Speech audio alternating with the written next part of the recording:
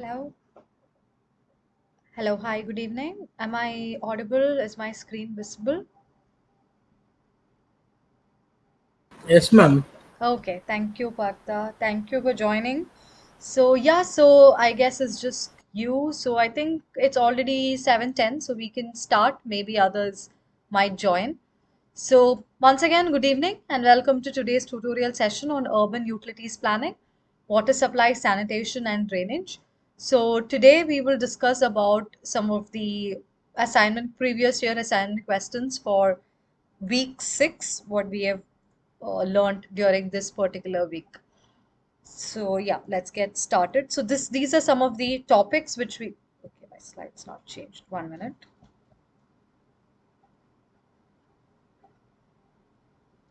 Yep. Yeah. So these are the topics which we discussed in week 6. So we mainly discussed about water quality. How do we test the water quality and the different water treatment? So water treatment, we went into all the details starting from the basic filtration, sedimentation, flocculation, coagulation, flocation, clarification. We went into everything, finally ending in disinfection. So we saw the different type of treatment units which we're using, and before we did that in the first two lectures, we looked at how do we measure water quality. What should be the taste of water? What should be the odor of water? Like physical qualities, some chemical properties. What are the different impurities that can be present in water? What is allowed? What is the toleration limit? So all these we went into the details in this week 6 lecture, and this was a very theory oriented.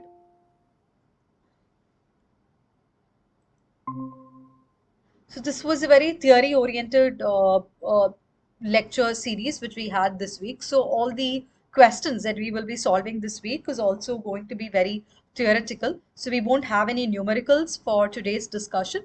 So having to say that, it's very direct from our presentations and whatever we have discussed. So we will slowly go through it, but I would say it's a bit light this week's compared to all the other week's assignment. This week's it's a bit light. So with more interaction and participation, we can make it more uh, fun. Otherwise, maybe it might get a bit boring if I'm going to repeat the whole theory part again, which is there in the lecture. So let's get started with that. So yeah, so this I guess you already know. I think we have one more participant right now. So yeah, so we'll just go question by question. So this is already known to you. You can ask any doubts at any point of time and let me know if my video or audio is stuck at any point.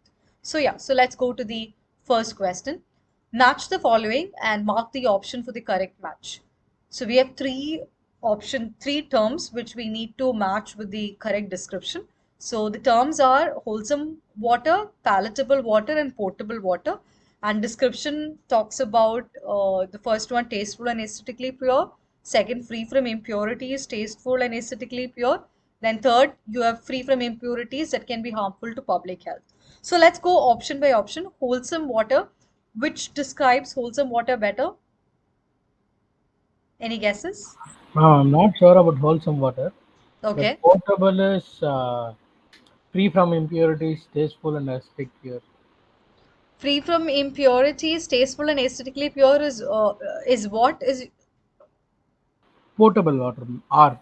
potable water. Okay, so this is what you're saying. Potable water is free from impurities, tasteful and aesthetically pure. Okay. And so what is palatable water then?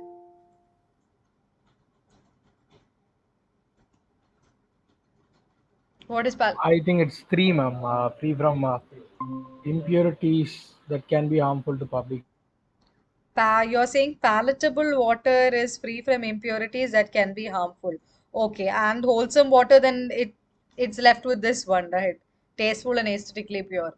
So anyway, I don't think they'll give the answer options to be very simple like that, where the correct option is given. I mean, it's possible, but yeah. So let's look at the terms. So this is what we have learned. So we have wholesome water, we have wholesome water, we have palatable water, and then we have potable water, which is actually a combination of both wholesome water and palatable water, which means whatever property is there in wholesome water, that also needs to be included in the palatable water also.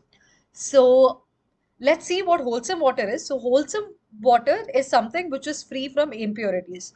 So, by saying that it's free from impurities, it does not mean that it's free from all the chemical components. So, it just means that it's free from the impurities which are harmful. So, it won't cause any health related issues because it's free from all the disease causing bacteria or harmful impurities. But certain elements or minerals which are actually needed for the body, these are there in the water. So it's not as pure as palatable or potable water, but it's a wholesome water. So what are the things that wholesome water is free from? So it is free from disease causing bacteria. Then usually it's colorless, sparkling, and acceptable to public. So that's what we say, that it may not, it is not harmful for public health. So it's acceptable to public. And the idea is it should not corrode pipes. So how does water water corroding pipes itself is an indication of certain chemical elements which are present in the water. 1 minute. Excuse me. Yeah, so water, so that's a chemical, because of certain chemical elements present in the water, water can corrode pipes. So that should not be there if it's a wholesome water.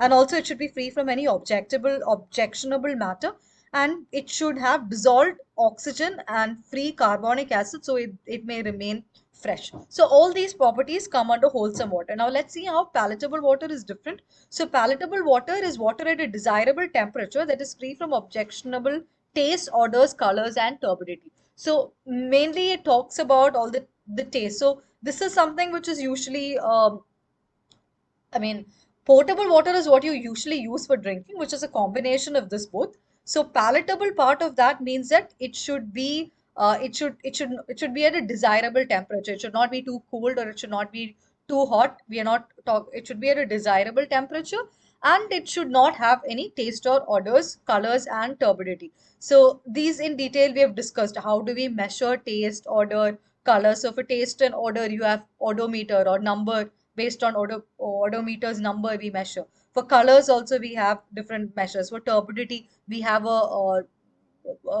number which we use, and index which we use in order to measure turbidity. So measuring all this, we define whether the water is palatable or not. Now based on these both combination, potable water is, which is a combination of wholesome water and palatable water, is fit for human consumption. And the standard which makes so this is the standard IS 10500 is a standard with which we check whether the water is potable water or not. So there are several criteria. What is the amount of minerals which are there? What should be the taste number, odor number, color number, turbidity the index, based on the index. What should be the limits, minimum and maximum limits? So all these are given in IS 10500. So that is potable water. So yes, so coming back to our question over here, wholesome water is free from impurities that can be harmful for public health. So this is the answer. And palatable water is tasteful and aesthetically pure. And you were right. Potable water is free from impurities, tasteful and aesthetically pure. So is that there? P is 3 and Q is 1. So Q is 1 and R is 2. Yeah, so option A or option C, both are the same thing. So yeah, so it's option A or option C. Both are right answers. Any doubts in this question? No, ma'am. Okay, very good. Thank you. So let's proceed to the next question. Yeah, so this is the answer for that. Yeah. So, second question, colloidal impurities in water can be removed by which of the following methods? So, we have sedimentation, filtration, disinfection, and coagulation. So, let's go option by option. Sedimentation. What is sedimentation? Ma'am, by gravity, we'll be removing all the particles in suspended particles in water. Yes, Accumulation of mist. Yeah, accumulation of silt. accumulation of silt. Yes, both are correct. Once let me increase my volume a bit. Yeah, both are correct. So the idea is the same thing. So when there are certain when water has impurities which has more specific gravity than the water, it tends to settle down after a point of time. So if it's settling down, then you can remove it off. So those sediments can be removed off. So that's the whole concept of sedimentation. And yes, so as rightly pointed out, it's because of that. It's a process by which you remove it. So yeah, so I think sedimentation is that. So can colloidal impurities keep? Okay, first, what are colloidal impurities? What are the different types of impurities that we learned? We learned three types of impurities mainly.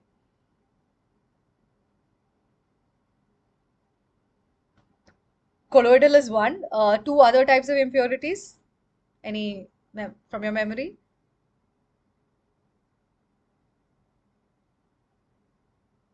Okay, so we learned. Okay, so let's go to that. So we, Residuals, huh? something. Yes. Residuals. I don't remember. Residuals. No, that's just another name for impurities. Yeah, I mean, so okay, what do you mean by residuals? I don't remember, ma'am. But Huh, so okay, I think you're mainly talking about suspended matter when you're talking about residuals because something is there as a solid, something visibly present inside. So there are three types of impurities. One, you have your suspended impurities where you have something solid where you or where you can actually see something or it's actually visible because of the size or shape or specific gravity. So all these are different, so you can actually separate it out from the water. So there is something which is suspended in the water, so you know that. Then you have dissolved impurities, which means that it's already dissolved, that you cannot actually separate it just by physical means, like by methods such as sedimentation or filtration. You cannot easily separate it, so it's already dissolved inside. And then we have colloidal impurities, so let's go into the details of that a bit.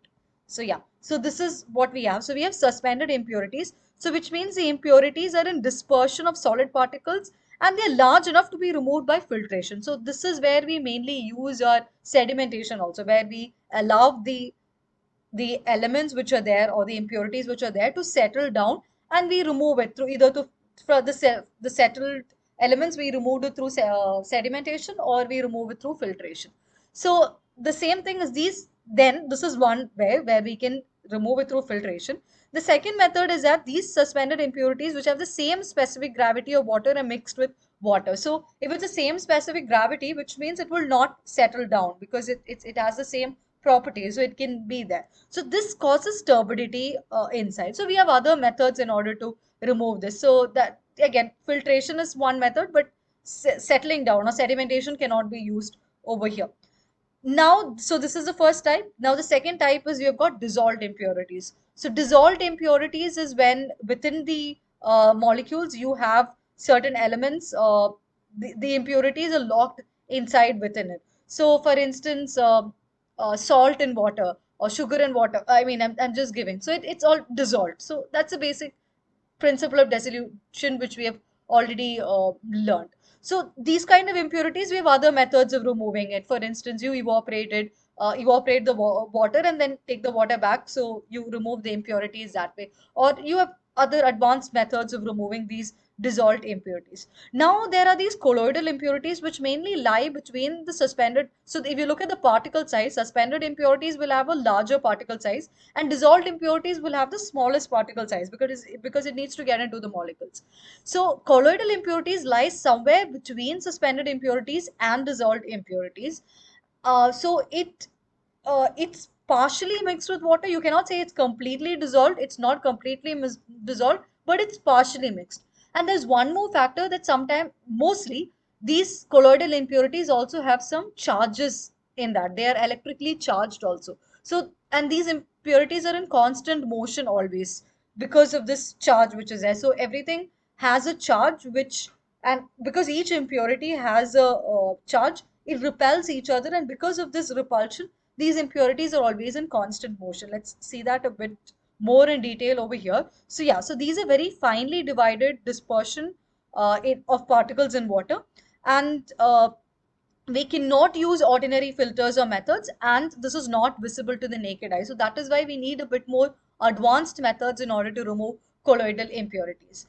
And the important factor here is that they are charged and they remain in continuous motion. So this is what we just discussed. And why is there a charge? The charge is because of the presence of absorbed ions on the surface of the solid. So you have certain absorbed ions. So these absorbed ions can either be acidic, such as silica, glass, or most organic particles, they get a negative charge in neutral water. So this is the negative charge. So how do we now remove, like take the charge off? For so there are certain, okay, before that there are other basic materials such as metallic oxides which have a positive charge, so it can have both positive or negative charge. Now because these have charges, we use certain chemicals, or yeah, we use certain chemicals which have the opposite charge, so that it neutralizes, and then when it neutralizes it forms a new compound, and this compound is large enough to settle down and we can remove that off. Now, why? So before we go into that method, why it's difficult to remove this again? Why it's always in constant motion is because these electric charges repel each other, and because of this, they are always in constant motion. And because of this, they don't settle down, and that is why the removal is always very difficult. So this is so these are the properties. Now let's go back and let's see how do we remove them. So as we just discussed, sedimentation is a process by which we allow impurities to settle down. So that's not possible in this case. We cannot allow colloidal impurities will not settle down. So this is not filtration. Yes, no? No, ma'am, because we have to fit a membrane or any screening material to filter the particles. Correct. Yeah. So we need some screening material, and as discussed, like the particle size should be large enough to go through filtration. Only suspended impurities can go through filtration. This particle is very, very fine and it will not pass through the sieve or the filter material that we are using. So filtration also cannot be used. Disinfection, can that be used? No, that is treatment of water. So Correct. Disinfection is mainly you add certain chemical impurities towards the end. After you remove all these impurities, you add these some chemicals so that for the final purification method. So it cannot be used to remove impurities. As rightly said, it's a water treatment method for improving the quality of water, but it cannot be used to remove colloidal impurities. No. So then we are left with coagulation. So what is coagulation? adding certain chemicals so that it will attract all the ions and it will make us colloidal part, like suspended particle. It will Is it have, is it for suspended or is it for colloidal? sorry, it will make like it will form sizes in the different sizes based on their reactions. Very good, very good. Correct. So coagulation is a method we use over here. Very rightly said. So we add certain elements, certain chemical components, so that these colloidal impurities, which we discussed, are these charged particles. So these charged particles, they get attached to these coagulants, which it's called coagulant. The material which we add is called coagulant. So it gets attached to these coagulants and it forms flocks, or there is a new compound is formed. And this compound can be easily removed. So either they float on the surface of the water, or they're large enough to, so if their specific gravity is lesser, then it will float on the surface of water, so which we can just remove it off, or it settles down and then we can remove it off from the bottom. So can you give some examples of some coagulants which we use? Alum Alum, very good. Yeah, so alum is a very good coagulant which we normally use. So and we copperas. yes, correct. Yeah. So there are multiple coagulants which we use. So colloidal impurities can be removed by using coagulation. Yeah, very good. So any doubts in this question? Shall we proceed further? Yes, ma'am. Okay. Yeah. So let's proceed further. Yeah. So question 3. Match the following. Sir, were you saying something? No, okay. So match the following and mark the correct answer. So we have four sources and the recommended treatment for four sources are given. So let's so first one is protected wells free from fecal contamination, then unprotected lowland rivers with low fecal contamination, unprotected shallow wells with fecal impurities, and unprotected watersheds with heavy fecal impurities. So we have heavy fecal impurities, low and free. Okay, so it starts from free, then you have low, then some fecal impurities, and finally heavy. Okay, let's see. First one where the deep well is protected from. sorry, it is free from fecal contamination. So what would it be?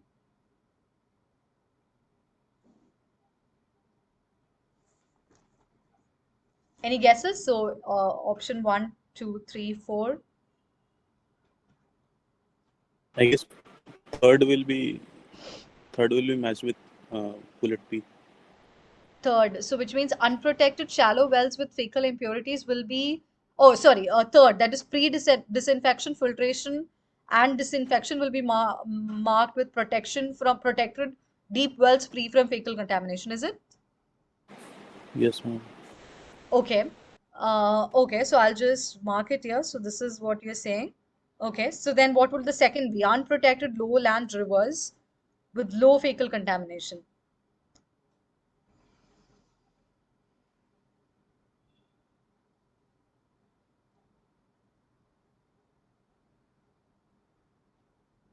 Yes. You can attempt this question. We'll discuss the answer. Ma'am, what is fecal, ma'am? Still, I didn't Okay, watch the so lecture videos. fecal contamination means you have some human waste or some waste also into the in the water. So you have it's more contaminated in that way that you have yeah. So it's mainly you have animal or human waste also inside the water.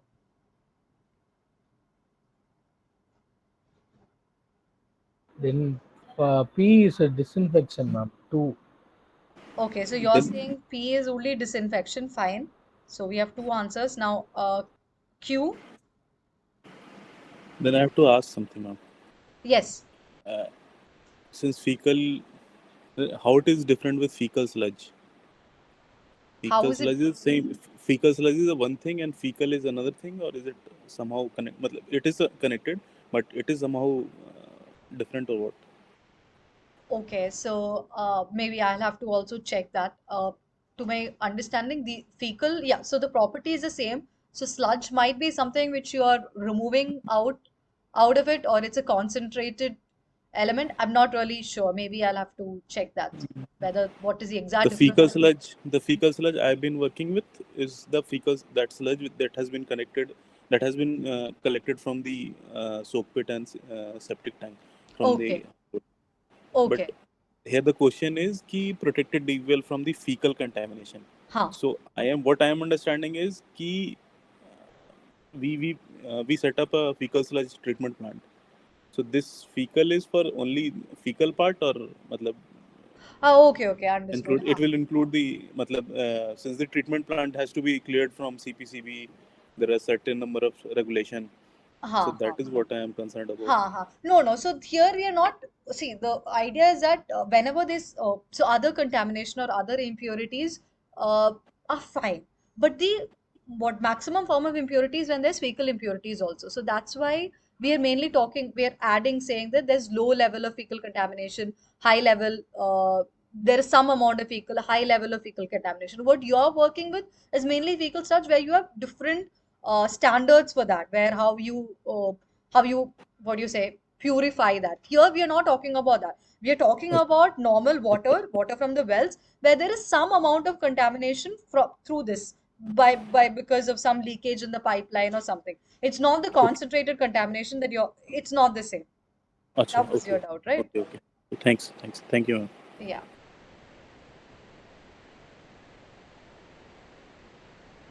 Yes. So yeah, so we were in Q, unprotected lowland rivers with low fecal contamination.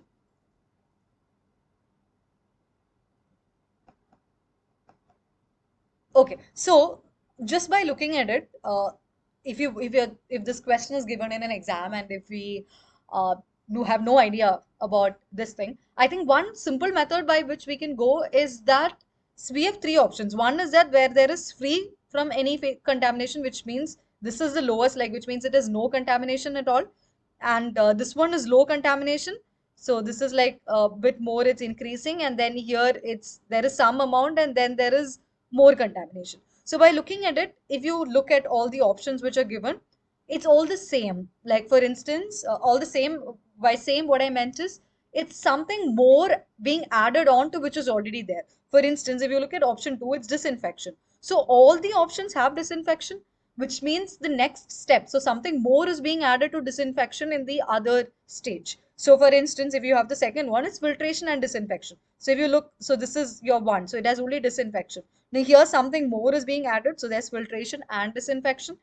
And then in the next one, you have pre-disinfection, filtration, and disinfection. So there's something more being added. And now you have pre-disinfection, filtration, and then some additional treatment and disinfection. So there is something even more which is being added over here. So, so if you just go by this method itself, because we know that when there are more impurities, we'll have to do more treatment. It wouldn't be that if you have heavy impurities, then only disinfection is important. Like it won't be that way, right? You need to have more. But it again depends on what is it treatment. So here in this particular question, because it's an addition which is to the existing treatment which is already given, we can, I'm just saying if you have no idea, absolutely no idea, and if you want to guess, like make a very rough guess about it, we can even go in this approach. So if, just by going by this approach, we can say that we have one as disinfection, two has filtration and disinfection, three has let's see, there might be changes in this also. Unprotected channel, so pre-disinfection, filtration, and disinfection, and protect. So we can say that it would go this way. So let's see. This is what we saw in the lecture. So if we have protected deep wells, essentially free from fecal contamination, we only need to disinfect it. So why? Because it doesn't have any. So here mainly we are talking about fecal contamination. So some amount of fecal contamination. So it is not there. So we don't have to remove anything out. So there's no filtration or you don't need to have any additional treatment for that. So just by giving a disinfection like a chlorination or some disinfection treatment would be enough for this. So that was okay. I think that was also guessed correctly. Now the second one is when you have low levels of, which is, where is that? Unprotected lowland rivers with okay, this is for what was the next one? Is it surface or yeah, unprotected lowland rivers with low fecal contamination. So unprotected, yeah, so it's something here. Unprotected unprotected low, not this one. Unprotected lowland rivers with fecal contamination. There's some amount of fecal contamination. So you have pre-disinfection, filtration, and disinfection. Yeah.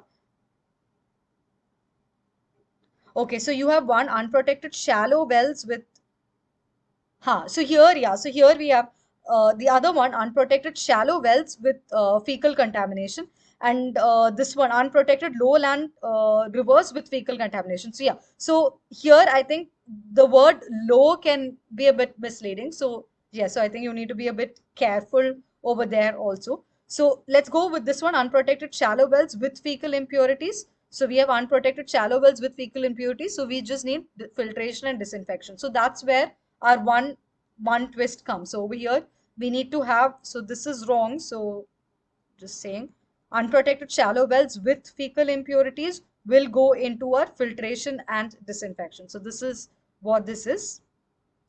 And unprotected lowland rivers with fecal contamination will go into pre-disinfection, filtration, and disinfection. So which is because it's about, so why this is happening is because one, we are talking about groundwater, and in groundwater it's already, so you're taking it from the ground, right? So some the amount of uh, impure compared to surface water, there can be other mineral penetration and then impurities, so you will have to treat that. But in this case you're taking the groundwater, so you just need to do filtration and disinfection.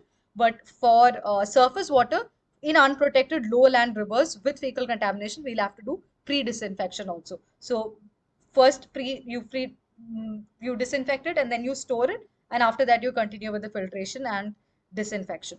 So that is that we have marked. And yeah, so the last one, unprotected watersheds with heavy fecal impurities, you have pre-disinfection, filtration, and additional treatment. Why additional treatment? Because yeah, heavy fecal impurity, so it has to be removed. So additional treatment and disinfection. So I guess our P and Q we were able to guess correctly just by looking at the options uh, by adding each step. But yeah, Q and R we it can go wrong also. So yeah, so this is one way of making a good guess, but yeah, we also need to know the theory in order to ensure that we are giving the right answer. So the answer to this will be P is 2 and Q is 3. So that is option D. Q is 3 and Correct, no? This one is 2. R is 4, correct, yeah. So option D, P is 2, Q is 3, R is 4, and S is 1. That's the correct answer. Okay, any doubts in this question? No. So let's proceed further. Question 4. Which physical property of water is measured by a nephelometer? Turbidity, pH, Turbidity, ma'am. turbidity. Okay, so what is turbidity? What is a nephelometer? Nephelometer is used to find turbidity. Okay. Turbidity is something is like dissolved particles present in the water, ma'am. Dissolved particles or suspended particles? Okay, so I think suspended, ma'am. so we discussed. So dissolved means we will not be able to differentiate it from water. It's already dissolved. So just by physical appearance or I mean, yeah, we can use a taste test or odor test in order to differentiate. But other than that, visibly, uh, maybe the color changes when it gets dissolved.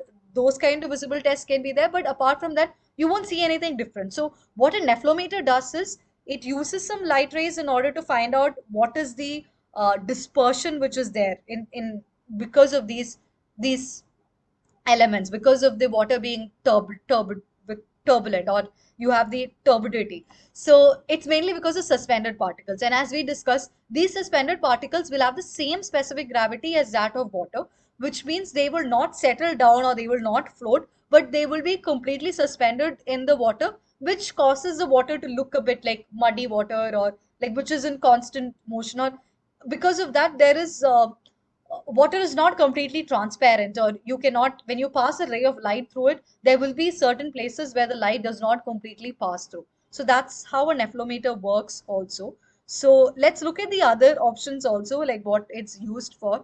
For instance, we have taste and odors. So taste and odors, again, it's because of certain dissolved gases. So if you have certain, so the three methods, so taste and odors are mainly used in order to find the dissolved gases, whether it's there. So if it's odor, then we use something called odor intensity. So we have certain threshold numbers. Now, how do we find odor intensity? Is that you have a sample, you so now this sample, which is your sample where you need to find what is the odor number of that.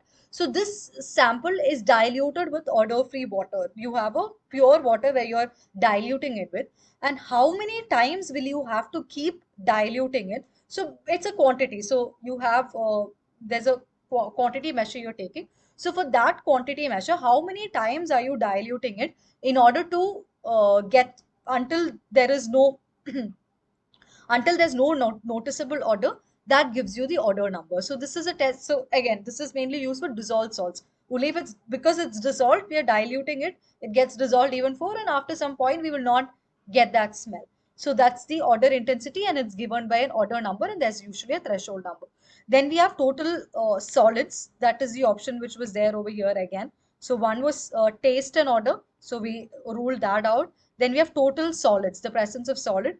So this one again, it is for suspended impurities, but the difference is that these suspended impurities, which can be removed through filtration, or where the specific gravity is different, where we can easily remove it off, that's where we are using it. So, or if you're using it for dissolved impurities, then it we mainly, because these are solids which are either dissolved or suspended. So we evaporate it and then we get the remaining which is there. Even for colloidal impurities, this can be done. You evaporate some, you can use a coagulant, and then after that you can evaporate it and you can still get it back. So yeah, so this again cannot be used in this particular yeah, so this is again not a measure, like nephelometer is not used to measure this. So total salts cannot be measured by a nephelometer. And then pH value, we no, we use a pH paper or a litmus test, litmus paper, or we have pH meters which are used in order to find what's the pH. And pH basically gives how acidic or alkaline the water is based on the impurities which are present inside that. So yeah, so we use a electrometer or a calorimeter in order to get the pH value. So yeah, so coming back, yeah, so this is where we were. Yeah, so this is pH. Now, yeah, so this is the turbidity. Now, turbidity is because of suspended and colloidal matter inside. Yeah, so colloidal is also there, but not dissolved. It's either suspended or colloidal matter, and because of that, water appears muddy, cloudy, or the simple term that we use is turbid. It appears to be turbid in nature. So the two measures, we can either use a turbidity rod, which is the physical instrument that we use in order to measure, which is an aluminum rod with a platinum needle, and it is dipped till it's not visible by the eye from above. So because of the turbidity, we cannot miss. So the whole idea is that it's again all about reflection of light. So because of the turbidity, the whatever are the light rays which is falling from the water to our eyes, like we cannot, that light is blocked because of the turbidity, so we cannot see this rod being mixed. Yes. So, and the last one is turbidity meter, and a nephlometer is a type of turbidity meter. So, how it's used is the intensity of light reflected is used to measure the turbidity in a turbidometer. So, in a nephlometer, the intensity of reflected light is used. So, just to see it, go into some more details of that. One sec. Yeah, so this is an actual nephlometer. So if you observe over here, like this is a cut out section. So it has different components. So the idea is that you have a light trap over here and there is a lens over here. So light is passed. So different color lights are mixed and then it's passed through this. So it's allowed to pass through this. And you keep your element somewhere over here. So it's visible in this one. So this is where you sense it. So this is your sensing volume.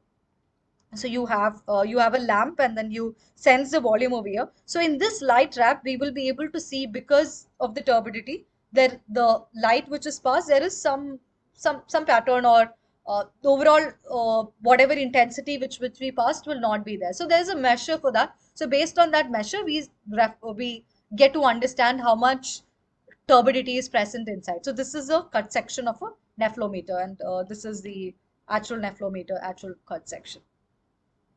Right. So any doubt in this? No. Okay. So let's proceed on to the next question. Question 5. Which statement is correct among the given statements? Total solids is equal to suspended solids plus organic solids plus inorganic solids.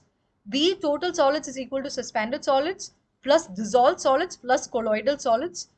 C. Total solids is equal to suspended solids plus organic solids plus colloidal solids. D. Total solids is equal to dissolved solids plus organic solids plus inorganic solids. Any guesses?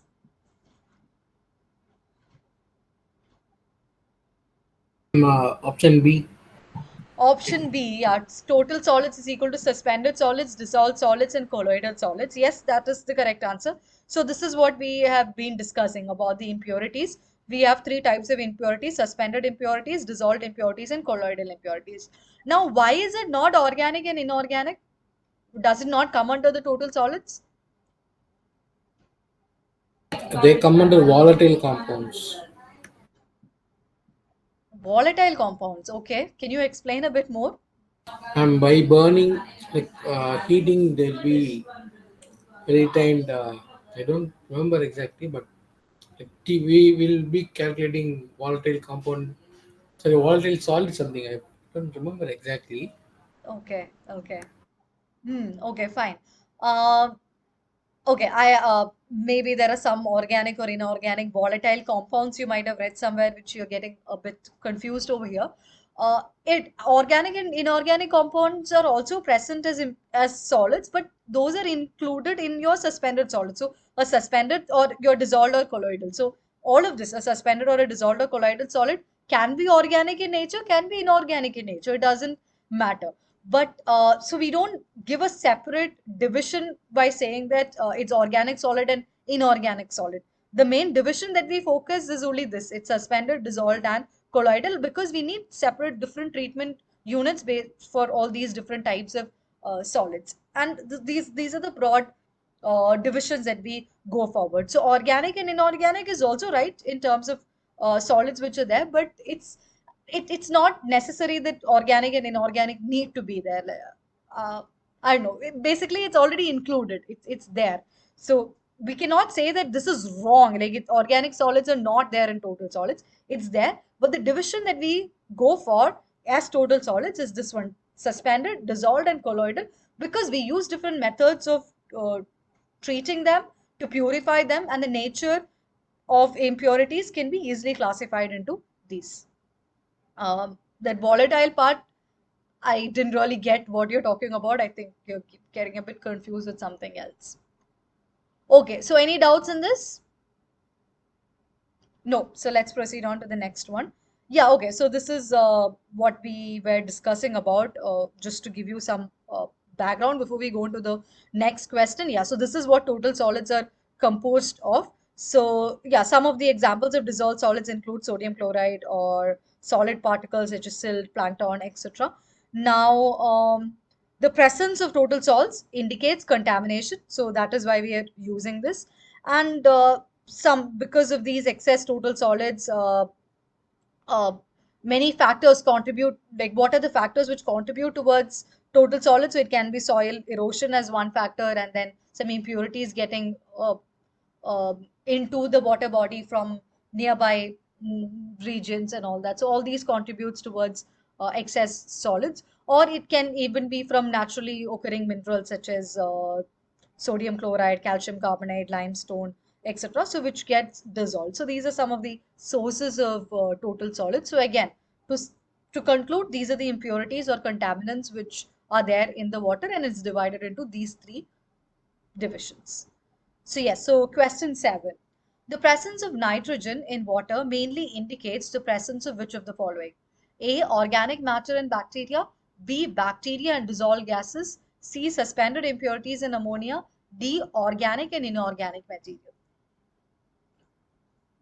Yes, any guesses?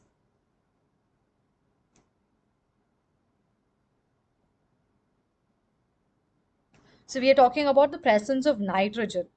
So nitrogen can be in different forms. We have discussed that it can exist in as a combination of dif it can combine with different other elements, and then it can exist in different combinations. So which of these? Any guesses? Any guess? And then we'll see the answer. No guesses? Option C. Suspended impurities in ammonia. Yeah, so I guess you got intrigued by ammonia because ammonia has nitrogen in it. It was that why you guessed suspended impurities in ammonia? Yes, ma'am. Okay, I'll figure that out. Okay, so let's see. Let's start from the last option, organic and inorganic material. So if you have nitrogen, is it necessary that the water will have organic and inorganic material? It's not. It will be carbon. If it is organic or inorganic, it will be in carbon. Okay, so if it is organic, then it should be carbon, right? If it's organic, then it has Yes, to be ma'am. Yes, carbon. ma'am. If it is organic, it is carbon. Yeah, if it is inorganic, which means it's not carbon, something else other than carbon, right? So, organic and inorganic need not, like the presence of nitrogen, need not indicate the presence of organic and inorganic material. It can be like it can be like, for instance, you have an organic component, and like for instance, a combination of nitrogen and carbon is present, which means that it can be an organic component, it can be an inorganic component. But just by observing uh, a nitrogen in water, it does not mainly indicate that both organic and inorganic material can be present in that. So we can rule that out. Then next one is suspended impurities in ammonia. So ammonia, yes, presence of nitrogen, it can be ammonia, yes, but does it necessarily mean that you'll have suspended impurities? Why can't it be a colloidal impurity or dissolved impurity? That's also possible, right? So it cannot be, it need not be suspended impurities in ammonia. Then we have bacteria and dissolved gases. So now this again can, bacteria, yes, if you have presence of nitrogen, then that means there is some amount of bacteria living inside. But dissolved gases, it's not necessary. So let me go into some details of this. So yeah, so the answer to this one is organic matter and bacteria. So why, we will see that. So sorry, I went to a different slide. Yeah. So the presence of nitrogen in water indicates organic matter and bacteria. Why? because nitrogen is, so we discussed that there are several forms in which nitrogen is present. So nitrogen can be present as free ammonia, which is in the first stage of decomposition, or it's a recent contamination. So if that's the case, it'll be present as free ammonia. Then it can be present as nitrites, which means it's partly decomposed, oxidized, or it's an oxidized organic matter. So if it is present as nitrites, then that means there is some amount of organic matter which is present over there. So it's as you said, it need not be a carbon component itself. It just means that, so nitrite by itself doesn't have any carbon component, but it just means that it's partly decomposed or oxidized organic matter. So it's already been oxidized, it's already transformed. So which means the presence of nitrites indicates that this impurity was present inside the water, or an organic impurity was present and now it's in this. So there will be some other carbon component which is there, which is organic in nature, but the presence of nitrites itself will show that this component was present. Then we have nitrates, which means it's fully oxidized or decomposed organic matter. Again, so the nitrites and nitrites are formed only when organic matter is decomposed or oxidized. Then we can have organic nitrogen, which is a combination of carbon. So this is the quantity of nitrogen which is there before decomposition. So when we have nitrogen present, it can mean that there is free ammonia inside it, so which is the first stage of decomposition.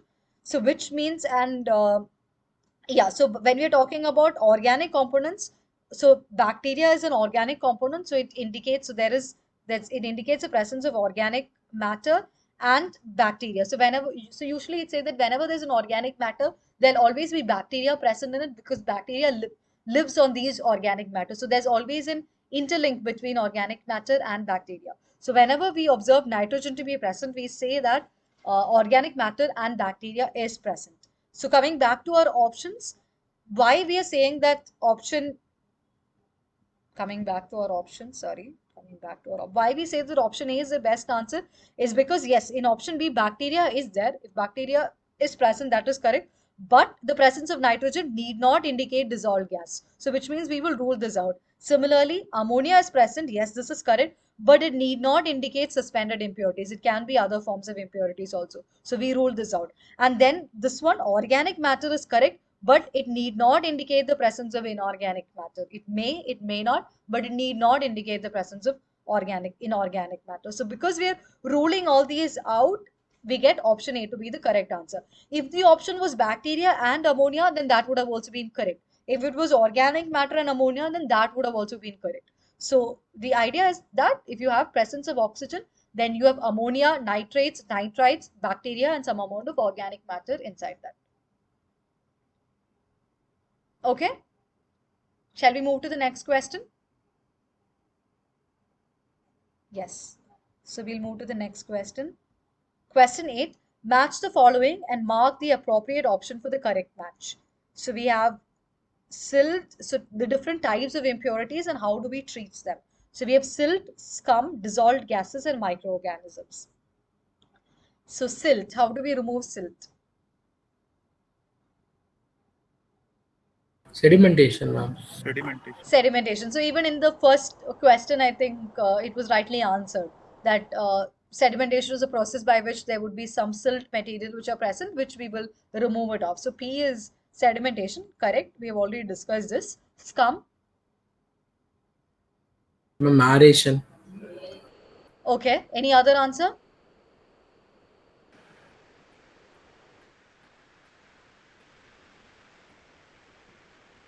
What is scum? I guess clarification. Aeration is for. Okay, aeration is for?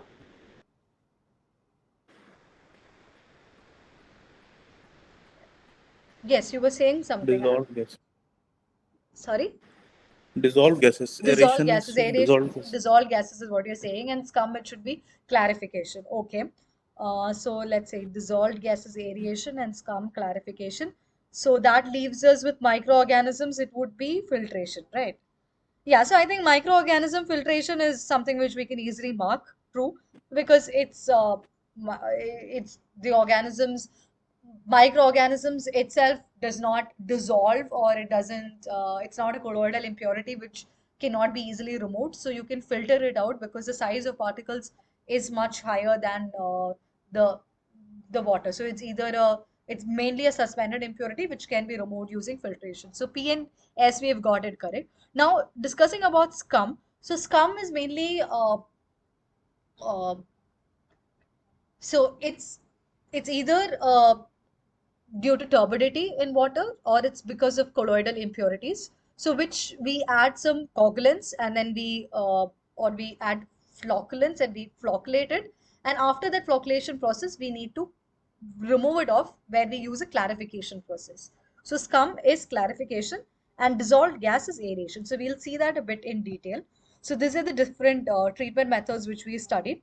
So, sorry. Yeah. So for the first one, where there's floating matter or impurity, so we have screening, and yeah. So this one, or for instance, if you have any microorganisms in colloidal matter, we can use filtration. So this one was clear.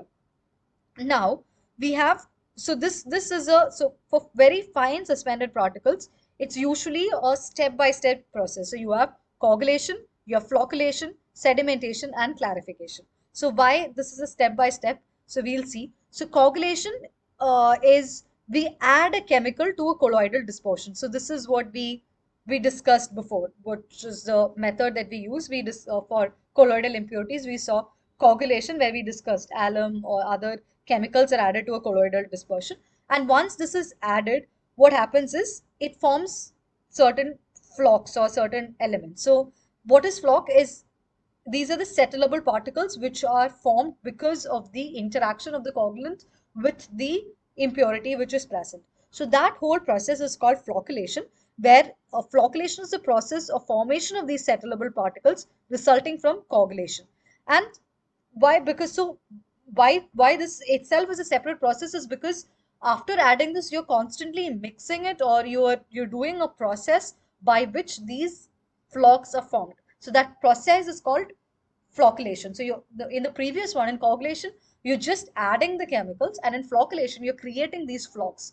Now, once these flocks are created, now you need to remove them off. So you need to have sedimentation, or you need to have a method by which you remove them off. So that process, that sedimentation, is can also be through, it's also called clarification, is the process by which you remove the suspended solids through gravity settling. So why this is again important is that sometimes these particles may not have the specific gravity of the flocculants may not be higher than higher than water. So in that case, you will have to use a clarifier again in order to remove. So a clarifier is also used in order to remove the floating matter, and this floating matter is what is called scum. So if it has high specific gravity, then it will settle down. You can remove it using sedimentation, but otherwise we'll have to go for clarification, where the specific gravity is lower, where it floats on the surface. So you'll have to you'll have to add a clarifier, and you'll have to remove that off. So that's why over here in this answer, going back to the answer, so scum, which is all these floating particles which we have, that we'll have to remove it through clarification. And this usually comes in a step-by-step process after coagulation, uh, flocculation, and either sedimentation or clarification. In other methods also, if you have some impurities which are floating on the surface, we can use a clarifying element and then remove it off, but usually it comes in this process. It's mainly used for colloidal impurities. And yes, lastly, for dissolved gases, we need to use aeration, where you're decomposing the dissolved gases from water, and then you're removing it off. So dissolved gases, based on taste and color, you need to have aeration. Okay, any doubts in this? Shall we proceed? Yes, ma'am. Okay, yeah, so we are proceeding. So yeah, so that's the answer for this.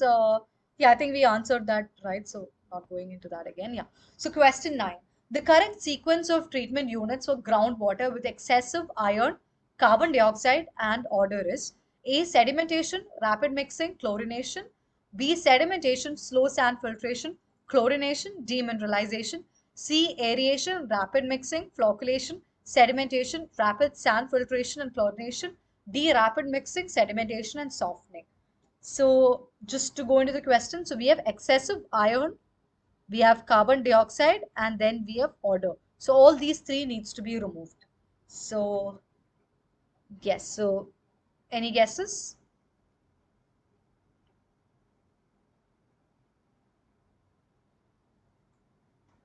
Okay, so is it option A, sedimentation, rapid mixing, and chlorination? I think no, ma'am, because it will not have heavy particles. Okay, so but you have excessive iron. Okay, so you're saying sedimentation won't be there. You have excessive iron content, so which means you have Might be, ma'am, but we can use filtration, like slow sand filtration can be used. okay, so sand filtration can be used. Okay, so you're saying rapid mixing will not be there. Is that what you said? Okay, so you're saying option. So what is the what will it be? Is it option B?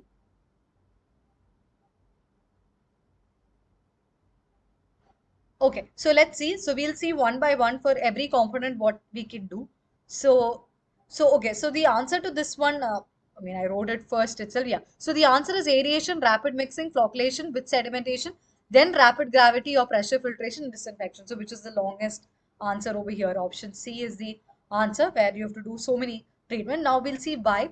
So first one for odor, to remove odor, we'll have to do aeration. So this in the previous question we discussed. If you have some dissolved gases which causes odor to water, then the method of removing that is, or if it's add taste to water, the method of removing that is aeration. So what does aeration do? So aeration provides oxygen to bacteria for treating and stabilizing wastewater. Now, by using this oxygen, bacteria will allow biodegradation to occur. And this is used by bacteria in order to break down the organic component which contains carbon to carbon dioxide. So it desegregates it into carbon dioxide and water. So that's the whole process of aeration. So why it's mainly done? It's done in order to remove odor. So now since the question clearly specifies that there is some amount of odor in the water, so we'll have to do aeration in order to remove this. Now next one, flocculation. Flocculation is a process, so this we have discussed, where a chemical component is added and then based on that it creates larger aggregates which are easier to separate. And yeah, so now in this particular case we need flocculation in order to remove all this excessive iron content which is present, which might be uh, into. So in while learning about this one colloidal impurities, we learned that they are charged particles, so they have certain charges and they keep moving around, and your coagulation and flocculation is mainly used for this. So because of excessive iron, so iron, it can create charge in the water, like it adds on to that, so it's a colloidal impurity which is there. So to remove that colloidal impurity, we need flocculation in order to remove. And then finally we have rapid gravity or pressure filtration. So this can either be a slow or rapid, but you need to remove because you have uh, after you do this flocculation, you need to remove that off, right? So for that you need some amount of filtration. So if after, it's a sedimentation process, so you have the heavy elements which are found because of this flocculation, you need to remove. So you can use a rapid gravity filter or a slow gravity filter, anything, but you need to use a filtration. And finally, there is some amount of carbon dioxide also. So finally, you ended up with chlorination in order to finish the whole process. So this option C, where aeration is needed, rapid mixing. So this is a why rapid mixing again. This is a process of flocculation. So we learned flocculation essentially means that you add the coagulants and you rapidly mix. So that is flocculation, and then you have sedimentation, and then rapid sand filtration and chlorination. So if none of the other options have aeration, so it won't be right because you need to remove the odors also. So this is the best option that we have. So that's the answer. So yeah, I understand. This week's is a lot of theory from all the actual steps which we learned in the lectures. So there's nothing more to add to it. It's just the process and the steps that are normally used. Somebody wants to join now. Okay. Yes, great. So that's good. Question 9. So shall we proceed to the next question? Yeah. So question 10. Identify the water treatment units as shown in the figure. Okay. So we have A, B, C, D, E, F, G. Okay. So let's not look at the option. Like, I mean, there are multiple things which are given. So what can possibly be A? Is it screen? So I think A, we have screen, a screen and plain sedimentation tank. So is it a screen or a plain sedimentation tank? It is plain sedimentation tank. Yeah, it's not a screen, it's seen, and we have already seen. So the first step in ours is usually, so if you have, sometimes we have a pre-chlorination or a pre-disinfection. So that is mainly used when you're storing the water. So you do a pre-disinfection and then store it. So in that stored area, we usually go for a plain sedimentation. Plain sedimentation means you're not adding anything more. It's just whatever is there in that component, you sediment it. So A is a plain sedimentation tank. So by that itself, we are eliminating A and B. So option C or D might be the answer. Now B, is it a flocculating basin or is it a flash mixer? Flash mixer. Okay. Option B is a flash mixer. Now, okay, so if that's the case, then option C again. Sorry, not option C. Element C is a flash mixer or a flocculating basin. So that becomes, if you're saying it's a flash mixer, then this becomes a flocculating basin, right? C. And then you have D. So what is D? D is uh, sorry. D is rapid gravity filter. D is rapid gravity filter. Okay. D is rapid gravity filter, which means you're going back to C option. Fine. So, but for a rapid gravity filter to happen, you need to have space for gravity, right? Like, so in D, where is the rapid gravity filtration happening? Here.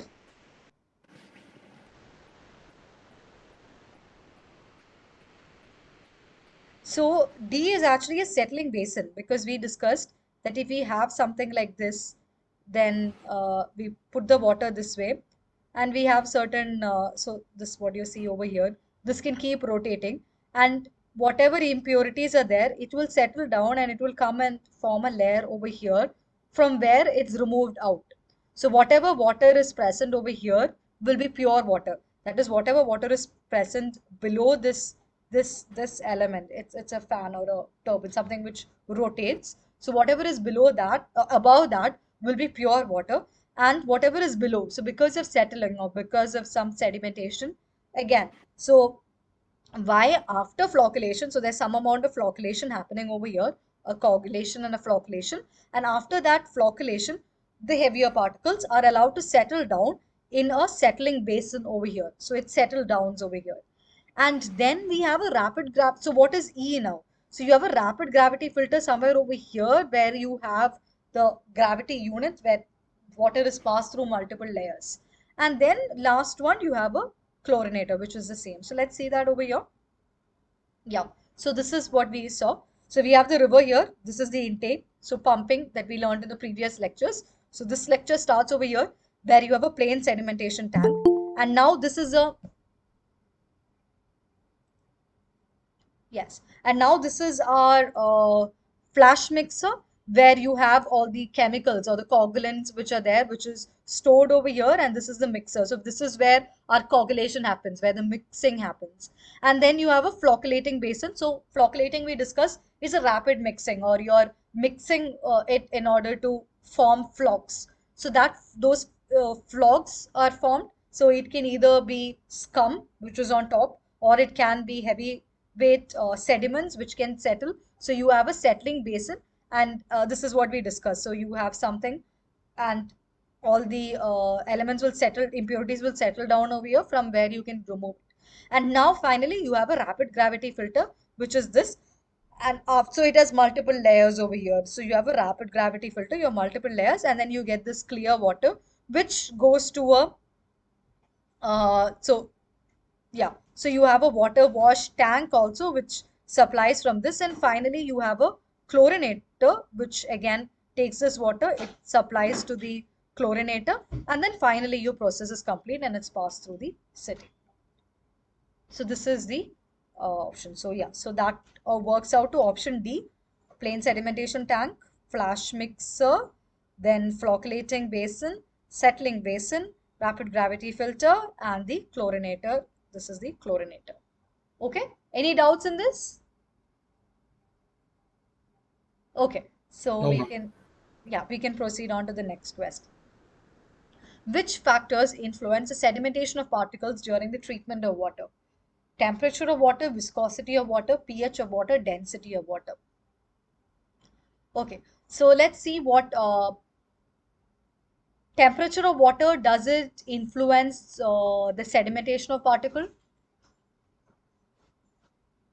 Yes, no? Yes, ma'am. Yes. Uh, can you elaborate why you feel so?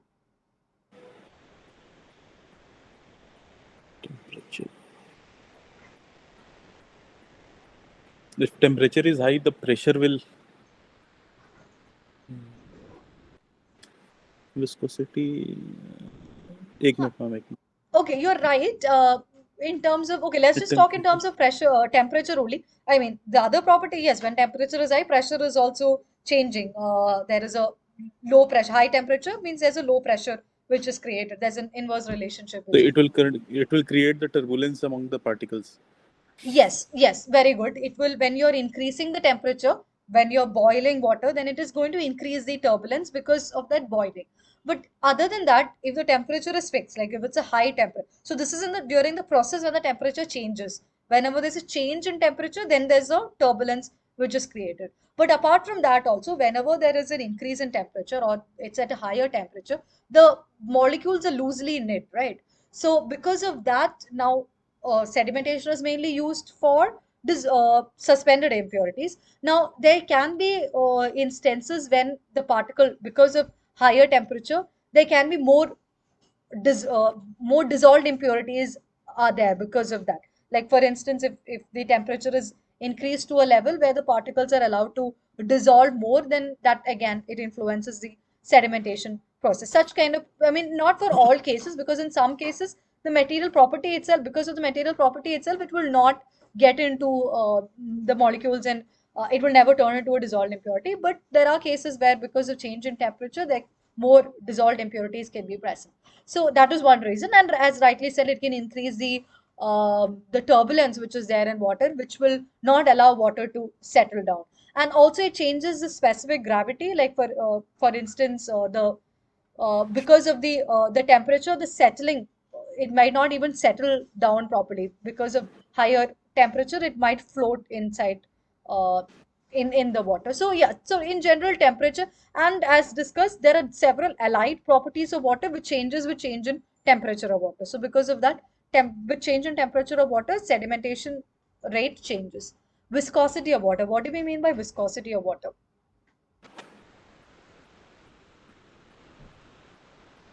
Free flow, the resistance of free flow. Yeah, the resistance of free flow. So viscosity again, it's so viscosity and density we can actually relate. Like if usually if there's it's high, if the density of water is higher, then there is more viscosity, we say, because it's more difficult for water to flow. To So fit in those the. two, yeah, so we can actually link them both also. So we discussed this in the last class when we discussed about Newton's law of viscosity in order to discuss about the frictional property when friction or the resistance to flow of water through a pipe. So this was used in order to calculate the head loss which we will be there while transporting water through a pipe. So yes, so based on viscosity of water or based on both density of water, the sedimentation will also change because this mainly changes the thickness of water or the how free it is. So if the water is more viscous, then that means the entire property is changed. So similar to how temperature it is, the particles, the way the impurities are aligned in water will also change. So it influences sedimentation. So yes, so these all influences. Now pH of water, does that influence sedimentation?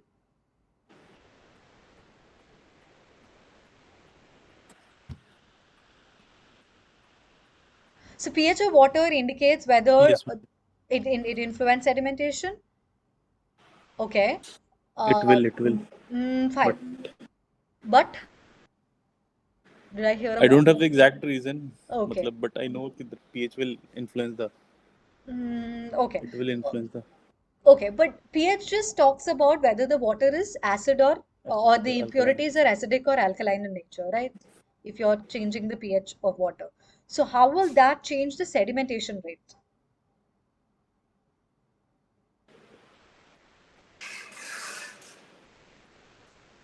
So to say that pH does not, so pH talks, yes, it does talk about the type of impurity which is there, but that is not an indicator, that is not a factor which would change the rate of sedimentation. Just because you have uh, you have the same kind of impurity and you also, so you have some suspended impurities in water which can be dissolved, which are not dissolved, which can settle down for sedimentation. After like 5 minutes, it will settle down.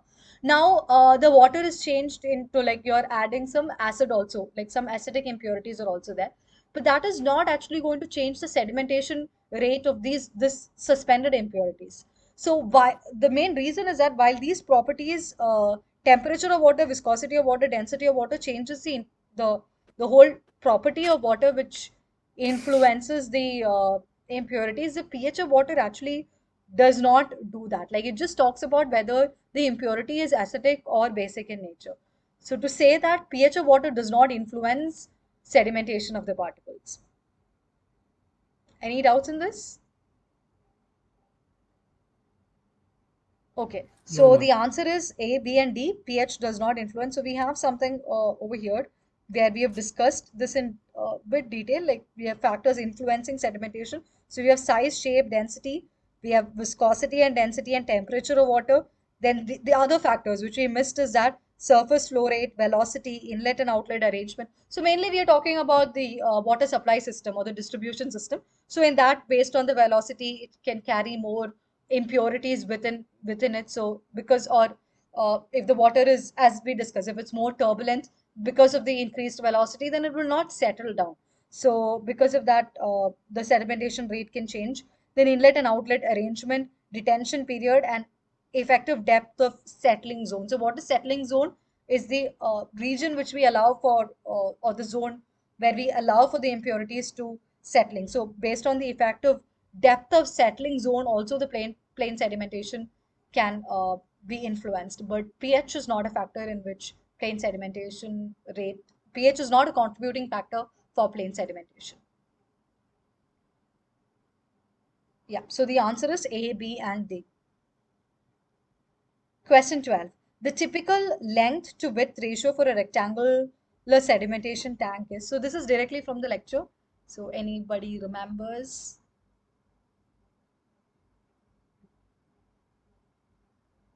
Okay, so the answer is 3.1 to 5.1. So that's there in our lecture. So we have a plain sedimentation tank. If it's a rectangle tank, then typically we go for about 3.1 to 5.1. We can also have like narrow tanks, like which is less cross currents. And if it's a, why we go for this is because, so if you see 3.1 and 5.1, which means that if this is 5, then this is only 1, or if this is 3, then this is only 1. So that itself shows that it's a very narrow tag. We're not going for a 1:1 square tag. Why we go for that is that because this will allow less cross currents and eddies. So what are eddies? Are mainly when you have so we learned about the property of water. The flow of water can be turbulent or it can be viscous. Now eddy currents are something which forms loops in water, like because of like for instance, if you have something like this, then if water starts forming loops, like so if it's laminar, then it flows through the surface. If it's turbulent, then it just keeps going in different directions. But whenever this different direction forms a loop, then we call it eddy currents, or it's a loop. So this it cross currents means, again, it's a cross current. It's again forming a loop. So these both mainly talks about loops. So we don't want that to happen inside a plain sedimentation tank, because we don't want much turbulence also. We want it to settle down. So we want a viscous, or we want it to be, we don't want a flow, in fact, so it can't be viscous also, but we want it to settle down without much turbulence. So that's the reason why we go for these narrow tanks, because it said that narrow tanks will have less cross currents and eddies. So because of that, we go for narrow tanks. Okay, so yeah, so that was directly from the lecture. Now, question 12, which statement is incorrect regarding sand filters? So first option A is that the depth of sand bed should be between 60 centimeter to 90 centimeter. Option B, sand media should be supported with a gravel bed. Option C, effective size of sand particles in a sand bed in a slow sand filter is less than that of rapid gravity filter.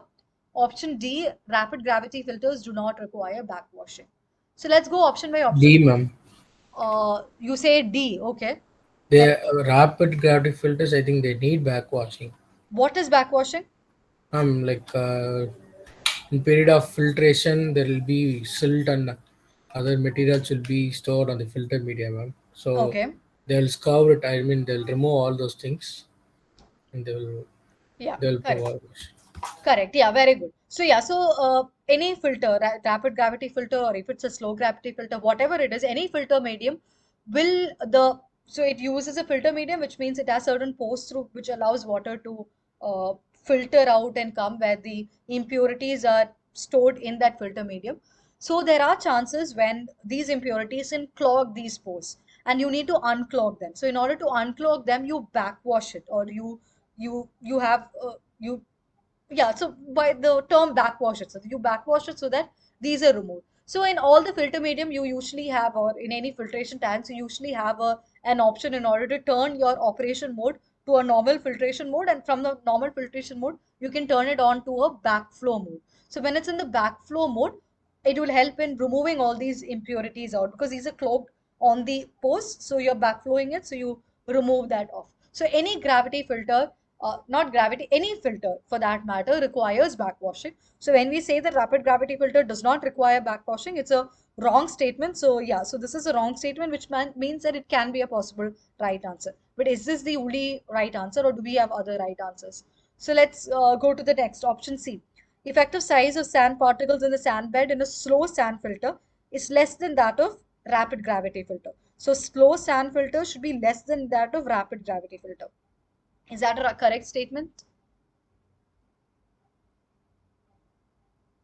What is the difference between a slow sand filter and a rapid gravity filter, or a rapid filter? It's there in the term itself. A slow sand filter means that it takes a lot of time. So the water takes more time to pass through the filter medium. So the medium is designed in such a way that it is the whatever material that we are using is such a way that it takes its time and then comes out filtered. Whereas a rapid filter, again, rapid gravity filter, we use a gravity filter so that filtration is like the whole process is, most of the filters are gravity filters only, because you pour it from the top and then you allow it to come down. Now, rapid gravity filter is that the process is much quicker. So if the process has to be quicker, should the pore size be larger or smaller? Pore Larger. size will be like larger now if it Yes. isn't a rapid gravity filters. Correct. Yeah. Pore size has to be larger, because only then the filtration process will be much quicker. If it's low, very small pore size, it will take more time in order to come down, right? So this statement says that effective sand particles in a slow sand filter is less than rapid gravity filter. So that is correct, because pore size in a rapid gravity filter should be larger. Now, next one. Oh, so this is correct. Sorry, this is correct, which means this is not the correct answer. Now, sand media should be supported with a gravel bed. Is that needed? Yes, ma'am.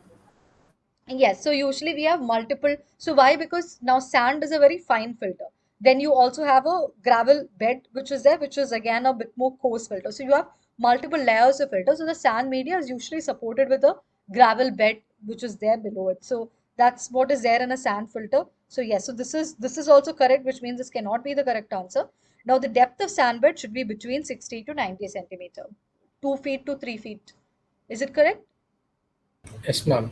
Yeah, so this is also a correct statement. So we'll see that in detail. So this is what is there. So the depth of sandbed is usually 60 to 90 centimeter. And sorry, and we have a sorry, and we have a sand bed, and that sand bed is usually supported by a gravel media. So that's also correct.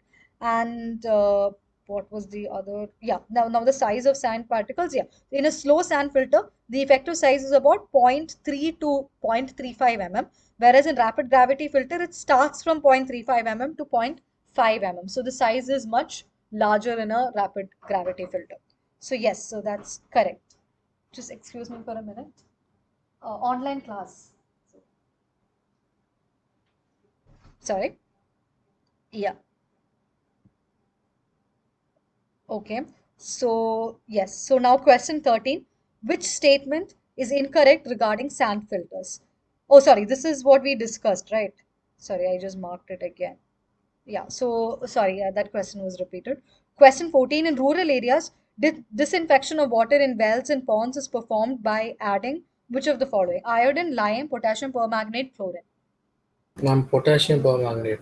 Potassium permanganate, yeah, correct. So this it's a common method that we use in tanks. We add potassium permanganate, it's pink in color. We add it, and then the it's a usual disinfectant which we add. So this is the correct answer. What about the other elements? Iodine. Do we use iodine in order to uh, remove impurities? Like, is it used as a disinfecting agent?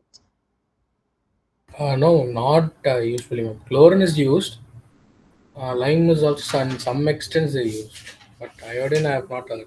Okay, so iodine also we use. Iodine is usually it's available in the form of a pill also, which we can just put it in the water and it'll kill all the bacteria which is there.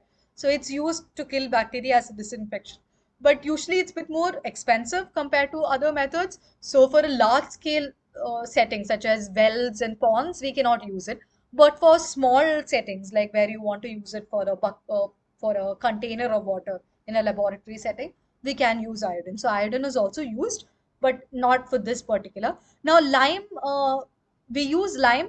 Uh, so, lime can kill bacteria, like it's used as a very good disinfectant.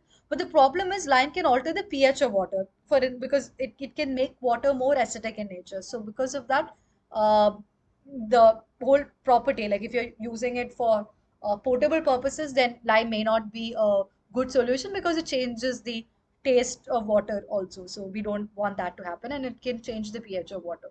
So even though it's a good disinfectant, it's not usually used as a method for normal purposes. For a laboratory setting, again, we can use it. Now, last one, chlorine. Yes, chlorine is usually used, but not in wells and ponds. Chlorine, it's in small doses. We usually use as for pre-chlorination and all we might use, but for potable purposes or for drinking water we don't use chlorine because it can be harmful also if it's over chlorinated. So and it causes problems to the skin. Also if it's on the surface, over chlorination is not good for the skin, hair and all that, and also it's not good to consume excess amount of chlorine through water. So yeah, so we don't use it in wells and ponds. So yeah, so potassium permanganate is the answer over here. So yeah, so I think we're done with. Oh no, we have one more. Oh, we have more questions. Yes, sorry, we have two more questions. Yeah, so question 15. Match the following and mark the option for the correct match. Spray aerators, waterfall aerators, and cascade aerators. So yeah, so spray aerators. So these are different aeration methods. So we discussed for dissolved impurities, we need to have aeration. So these are the different aeration methods. We have spray aerators, waterfall aerators, and cascade aerators. Which match is correct? Spray aerators. Does it fall from the edges of trays to a collection tray? Is a tray used to collect artificially created water droplets, or is it water flowing through inclined surfaces through steps? It's two. Two P2. trays to collect artificially created water droplets. Okay. Waterfall aerators. One. Waterfall aerators. No, no, Waterfalls no, from the no. edges of No, no, trays. no. Okay. Yeah. And waterfalls for a collection tray. Cascade aerators. Water flows along an inclined surface through steps. Okay. So let's see It's this. R will be one. R is connect. R will be one. R is one is what you're saying, and waterfall is three is Three. what you're saying. Okay. Anyway, let's see that. So, yeah, I mean, the answer is R is R is 3. You were That's right. three, ma'am. Yeah, initially you were right. R is 3, water flows to inclined surfaces 2. So whenever there's steps involved, it's cascade. So cascade means that you have something and then it flows onto something and then it flows onto something. For instance, in uh, like a very common example which we use it is in landscape architecture. We mainly talk about cascade gardens where you have water in one step, it's flowing, and then you have another step where the fountain flows through and then it flows through. So here again in cascade aerators also use. So cascade in general means that it's step by step. So in AutoCAD we have cascade operators, which moves from one step to the next step to the next step. So that's why these are called cascading or cascade operators. So cascade means it's step by step. So you were right initially, R is 3, and the others we will see what it is. So this is a spray aerator. So you have something like this where you have an artificial spray which is created and it sprays water down, and because of and this spray, and then you have certain trays which are collected in order to collect this water, and then it's removed out. What some impurities if you want to remove out, it's removed out from there. So but the whole point is you have uh, artificial sprays and then you have certain trays. So if you look down, then you have a collection pan and you have an outlet. So after water flows through this hole, so you have an inlet. Yeah, so this is your inlet. So after that, it comes out. So it will be purified. The whole process after that, it will be purified. Now, these are cascade aerators. So where you have multiple layers. So this is an open cascade aerator. So it can be a closed cascade aerator also, where inside you have multiple layers, where from first layer it falls to the next layer, it falls to the next layer. And then, so this is an inclined aerator which can also be used as this one as your waterfall aerator also. So where you have one water falls from one region and then it falls, and then you have a final tray in order to collect this. So yeah, so that is this. So yeah, so coming back, you have spray. Yeah, so we have already discussed this. So option C is the answer. Yes. Now question 16. Match the following and mark the option for the correct match. So we have photometer, starch iodide test, electrometric method, DO meter. So what does all this indicate? So photometer, what is it used to measure? Photometer. Color. No? Color, yeah. From photo means like you have something with light. By photo we mean something to do with light. So light and color. So the whole idea why we see different colors is because of the dispersion of light or reflection of light from that surface. So photometer is used to measure color. Okay. Starch iodide test. Ma'am, chlorine. Starch iodide test is used to measure chlorine. Okay. Um, okay. Yeah, starch iodide test is measure electrometer. So let me just mark it. Chlorine. Electrometer. Ma'am, pH. pH. This we discussed. So you have a litmus test or you have electrometer or a calorimeter which you use in order to measure pH. So then you have your DO meter which is used to measure Oxygen. oxygen. Yeah. So yeah. So this is a photo meter which is used to measure color in water. So yeah, it is again from water samples. So it sets certain units in order to measure. So this is how it works. So you have a light which is passed, and then you have your element kept over here, and then finally based on the light detector what are we seeing, based on that we measure the color or the impurities which are there. So that comes out to option B, right? 2 P is Yes, 2. ma'am. Yeah, Option B. correct, option B. Okay, so I think that's it for today's discussion. Any doubts in anything we discussed today or any of the previous weeks, you can ask now.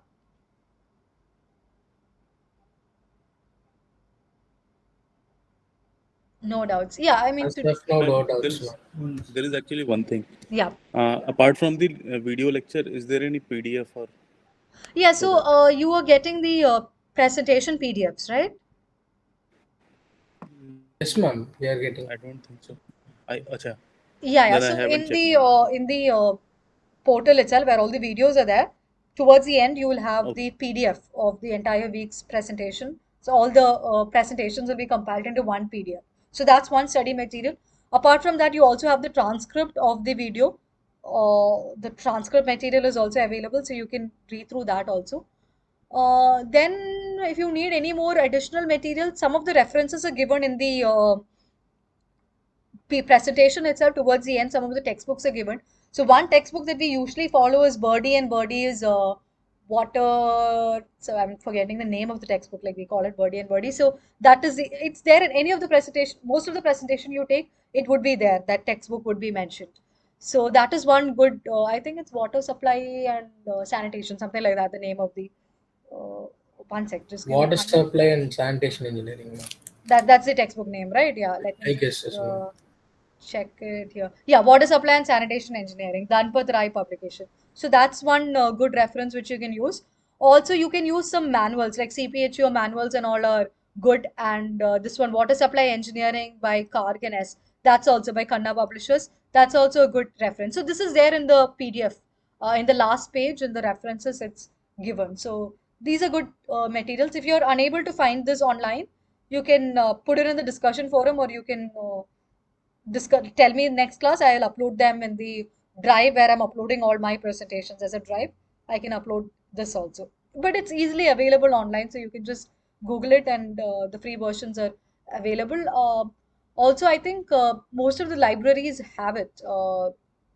It's good to get it as a textbook, especially the Birdie. It's a good investment as a textbook because it is very useful for this subject in the future. Like for the future, when we come to sanitation, also it's going to be really useful.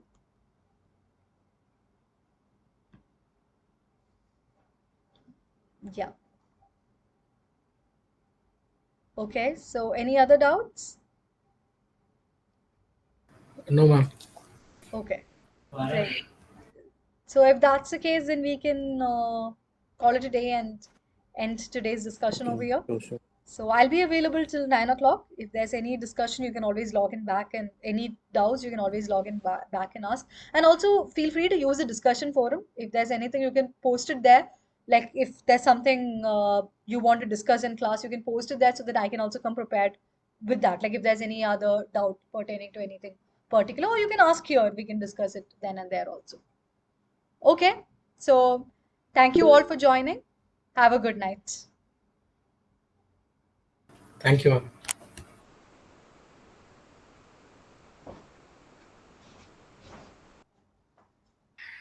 Thank you, ma'am.